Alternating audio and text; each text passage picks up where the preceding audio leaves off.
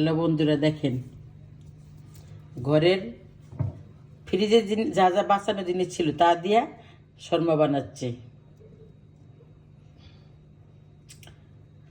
এখন বাজে 11:15।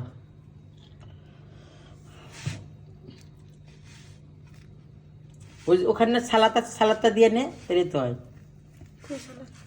ওই যে আমার প্লেটে নাই, ভাইয়া খাইয়া ফেলেছে। কে বলেছে? ভালো করছে। একটু টিস্যু নাও, টিস্যু আনো। ও মেয়নিজটা, সরি কি জানি, চিজটা একটু ই করতে হবো। চুলা জ্বালা দাও।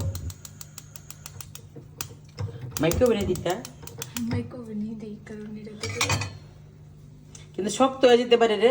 চুলাই থাক, রুটিটা শক্ত হয়ে যেতে পারে মাইক্রোওভেনে।